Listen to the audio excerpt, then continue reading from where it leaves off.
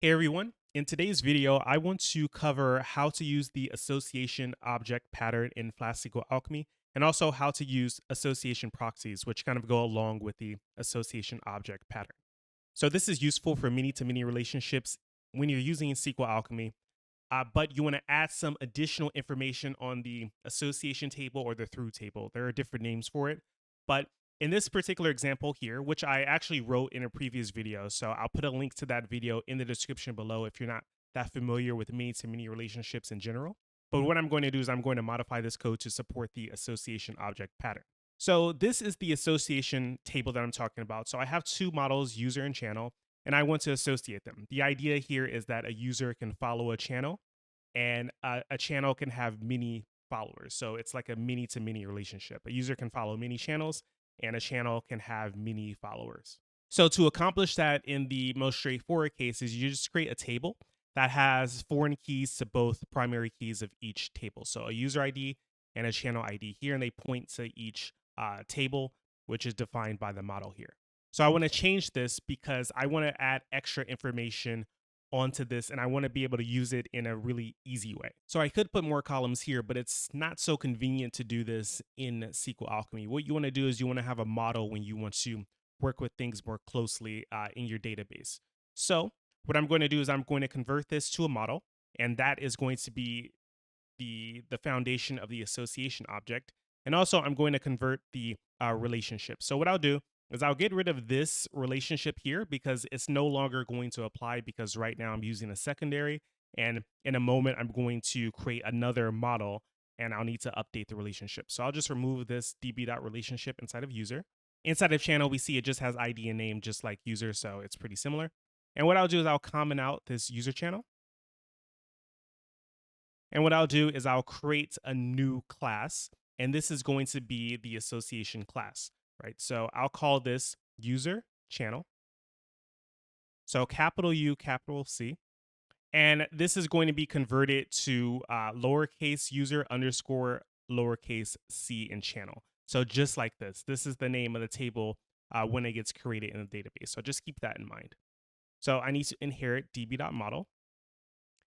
And all models should have an ID column because that's how SQLAlchemy keeps track of the objects. So this should actually be an integer, and then primary key is true. And then I want to bring in the columns for the user ID and channel ID. So I can just copy them from here because I've already defined them. So I can add the user ID here, and then this will be channel ID. And if you wanted to, you could make these the primary key, just like you could have in the previous table, and then remove the ID. But I think it's a little bit easier to work with it when there's just a single ID column. So it depends on how your database is set up, but I am taking this approach where I just have foreign keys and I'm not making the foreign keys primary keys as well. But that's also a common pattern. Now what I want to do is I want to add an additional field on the user channel to make this association class make sense. Otherwise, I could have used the original. So I want to have something like, date followed. So I'll say date followed, and this will be DB column, and this will be a DB datetime. Okay, so now that I have the class set up, I want to define the relationships between the tables. So what I'm going to do is on user, let's start here. On user, what I want to do is I want to get all of the user channels. So I can say something like channels. So channels equals, and this will be db.relationship. And I need to point to the user channel model. So user channel, right? And then I can do a similar thing on the channel. So if I want all the users for that channel, I can say users equals, and then db relationship, and this is going to point to the user channel model as well. So the reason why I have to point to the user channel model is because I have to go through that one to get to the other one, right? So we start from user, then we can get to the user channel, and then we can get to channels, but I can still name it channels. And I'll change the name a little bit later so you can see how to use the association proxy. But for now, this is the relationship that I want to follow. And then also what I'll do is I'll put back populates, and I'll just create the corresponding relationship. So this should be back populates, and I want to back populates something called users here. And actually, this should be singular. So I want to back populate user, and this just goes on the other model. So user is going to be DB relationship and user. Right. So if you're not familiar with back populates, the idea is you just create two relationships and they point back to each other. So this points to channels, right? This points to channels in the user model, and then this points to user in the user channel model. So that's all that means. So there's a symmetry to them. And then I'll do the same thing for the channel. So I can say channel equals db.relationship and then channel. And this will back populate users here. Okay, so I have my 4 relationships, and this should actually back populate channel. So back populates channel just like that. Okay, so before we get to the association proxy, let's go ahead and use this. So what I'll do is I'll start up a Python REPL, and I'll import app. Let's just say import everything, and then I'll do db.createAll.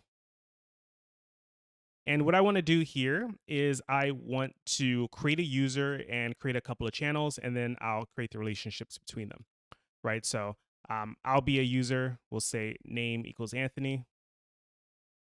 And then I'll create another user. Let's call her Sarah.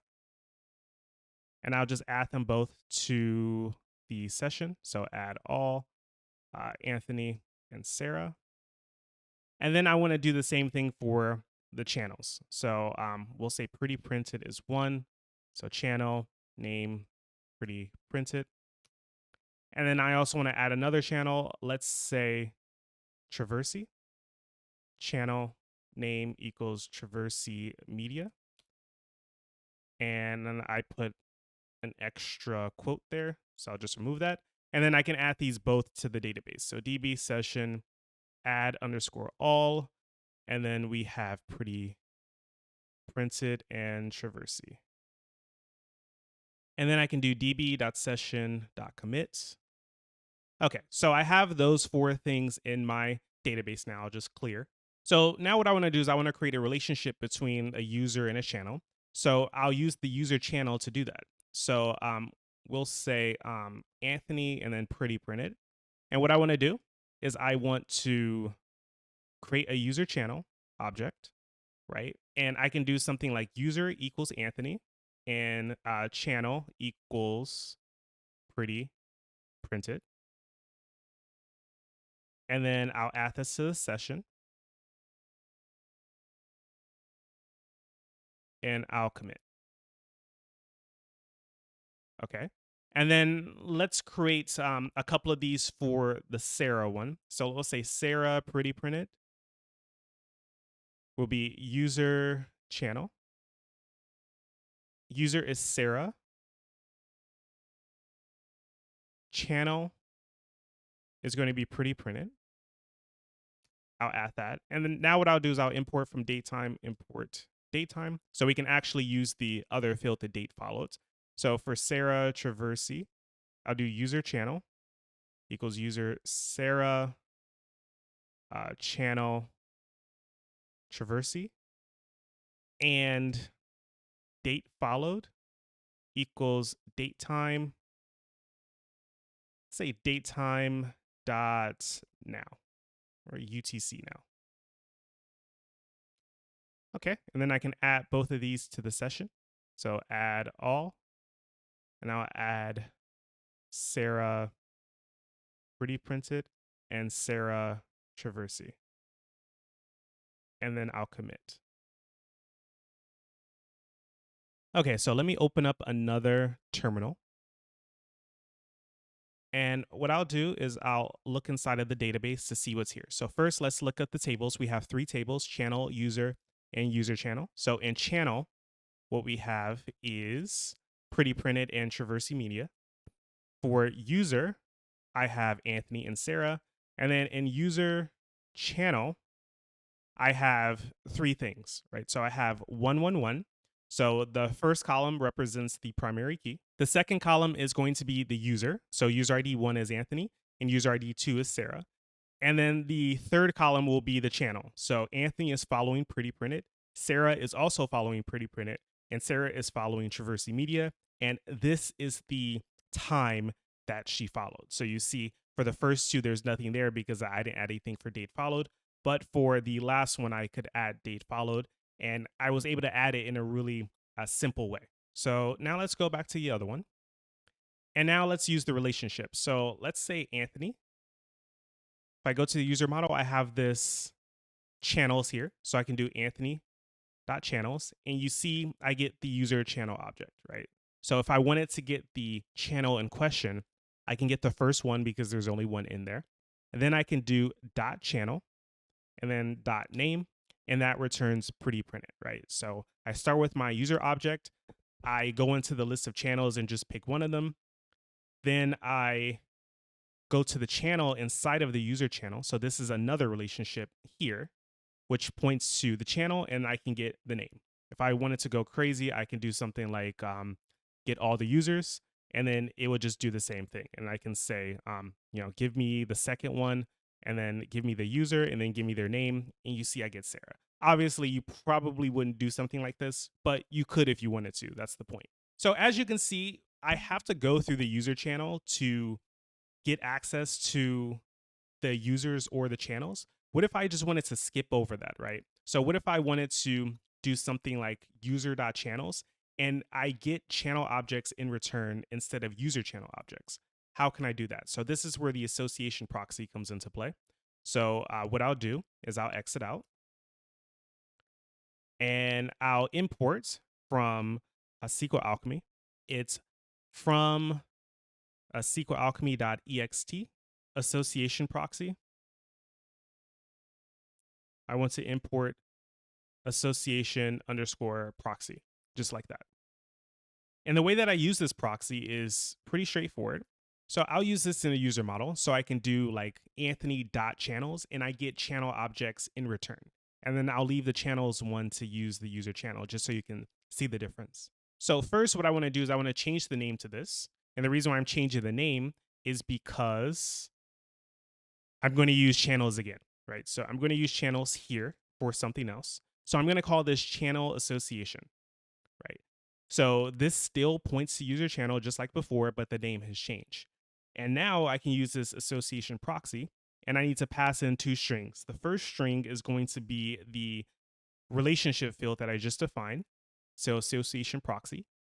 And then the second is going to be a field on that model that gives me what I want. So in user channel, I can do channel here. So channel. So what it's doing is it's basically skipping over this one and it's going directly here when you do user.channels. So let's take a look at that now. So Python.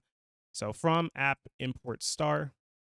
And I need to query for my users. So Anthony equals user query filter by name equals Anthony, and then give me the first one. And this is actually a good error because this is no longer a relationship. So I have to update the back populates. So this channel association here should now be the back populates here on the user one.